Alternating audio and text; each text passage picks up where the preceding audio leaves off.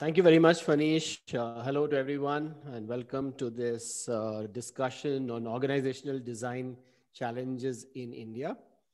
The Indian economy and the Indian landscape has gone through quite a bit of change in the last 20 to 30 years. As many of you would know, India went through a period of economic deregulation in the early 1990s. That led to a period of fairly sustained growth of the Indian economy.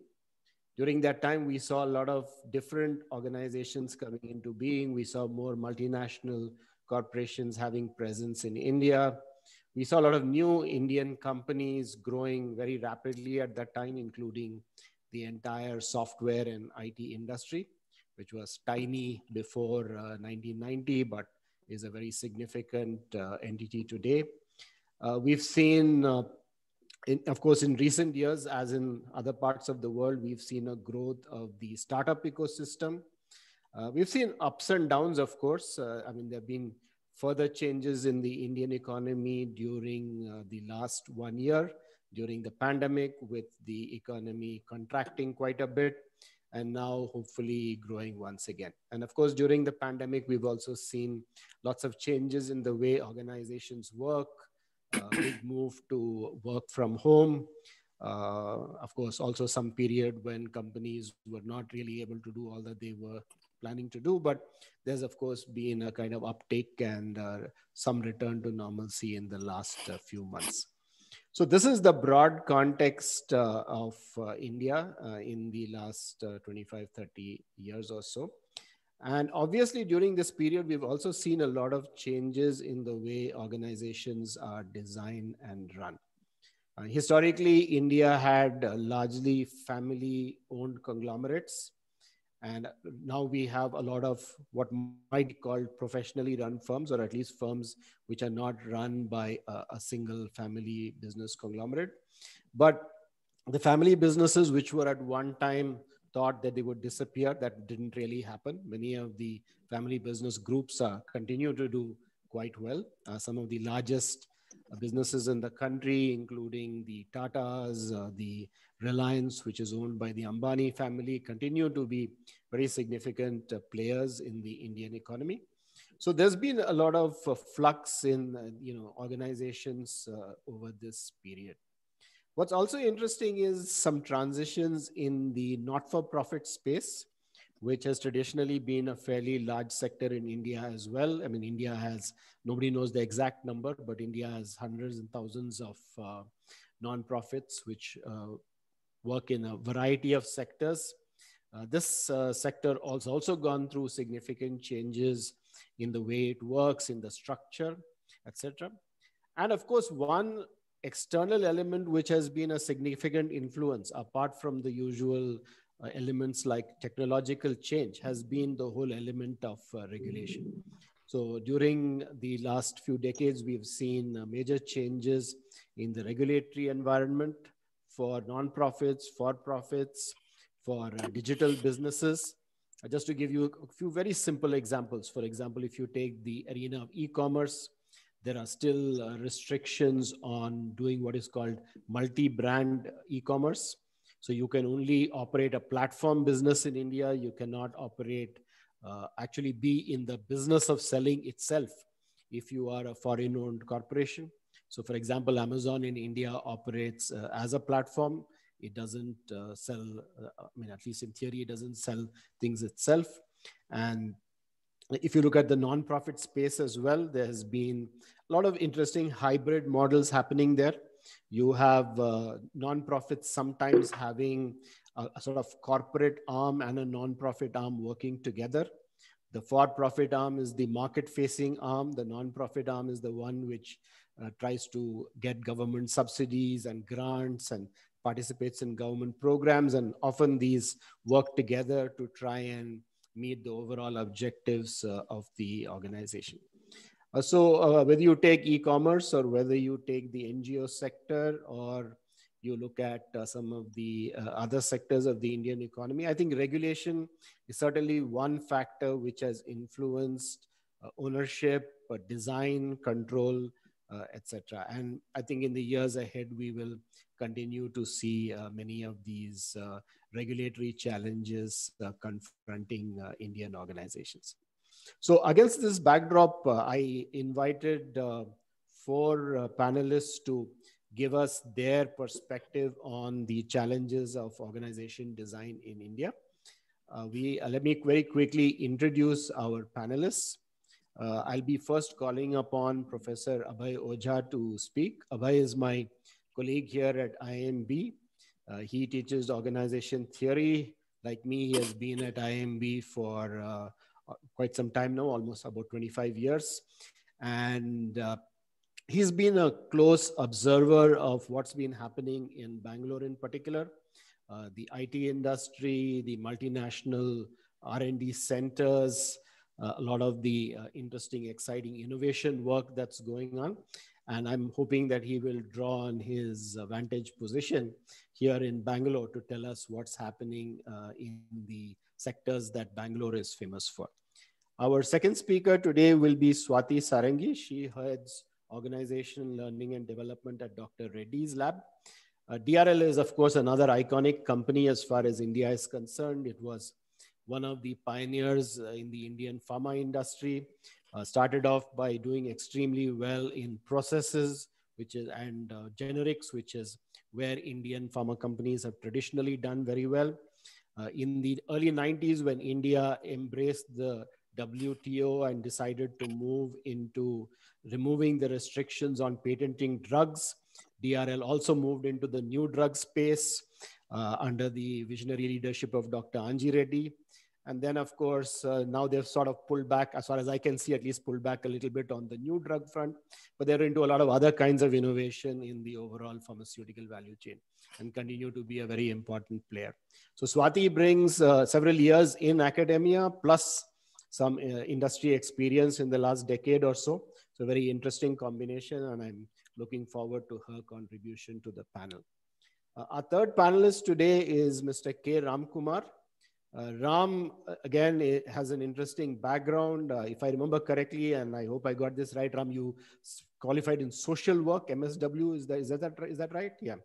And he was one of the moving forces behind the growth of India's largest private sector bank, the ICICI Bank. He led the human resource function, was the executive director of the bank, and just sort of spearheaded a lot of the expansion on the organization and human resource side. Today, he runs his own organization called the Leadership Center, does a lot of interesting work on leadership development, organization development, has some wonderful videos and other podcasts and so on that he puts out. So he is today contributing to the growth of organizations across the Indian economy. So welcome, Ram. Good to have you on the panel. And the last panel is a very old friend of mine, Rajnish Karki. Rajnish did his PhD a few years ahead of me at IIM Ahmedabad. He worked with one of the gurus in organizational design, Pradeep Khandwala. And I think it's safe to say, I'm sure Rajnish won't mind my saying that Pradeep had quite a significant influence on Rajnish's thought process. Rajnish took a very unusual step after finishing his PhD. Unlike the rest of us who went into academia, he decided to go out on his own and do consulting. But though he has been an independent consultant all these years, he's a pretty intellectual consultant. I mean, he often he writes more intellectual sounding papers than I do, actually. He's got a lot of interesting models on, how Indian organizations are and how they should be. He's worked particularly closely with a number of medium and large size family business groups on their restructuring. So I'm hoping he'll give us a flavor of both his academic and research as well as his corporate and consulting perspectives in the panel today. So we have 4 fascinating panelists. I'm sure together they'll give us a great perspective on what are the challenges in organizational design in India today. And I'm going to start off by requesting each of the panelists to speak for about 5 to 7 minutes, give us a broad perspective, and then we'll have some discussion around that. So we'll go in the same order as I introduce the panelists, and we'll start with Professor Abhoy Ojha. Abhoy, all yours. Thanks, Rishi. So I'm just going to share my screen. Let me know whether you can see it. Okay. Can you see the screen? Yeah, we can. Okay. So as Rishi mentioned, he wanted me to talk about organizational design challenges in the technology space, largely around Bangalore. And so foreign-owned MNCs and Indian-owned IT companies, this is the boundaries for which I'm going to speak. But before I make my 2 arguments, I just want to give you background, so that you understand the context in which I'm saying what I'm saying. I have Fanish's permission to be a little bit provocative, so I'm going to do that. So as I said, I did my doctoral work late 80s, early 90s, when the organizational theory was influenced strongly by the notion of external control of organizations, rather than the freedom of top managers to design organizations as they chose. And so population equality, resource dependence, institutional theory were things that were big at the time when I did my doctoral work. And I had the good fortune to work with professors who kind of laid the foundations of institutional theory in the field. And some of my batchmates from my doctoral program are amongst the most well-cited people in institutional theory literature. Although I have not kept pace with their publication record, collectively, I call myself an institutional theorist, and that colors my view of organizational design. So with that, I think I see business organizations embedded in economic institutions of a country, and those economic institutions are embedded in the social institutions of the society. So Rishi did talk about regulations influencing organizational designs. Yeah, I also see that the economic institutions and the social institutions in India kind of significantly different from the US or the other parts of the Anglo-Saxon world. And hence, I think that organizational design for India should have far more local content than it currently has. Okay.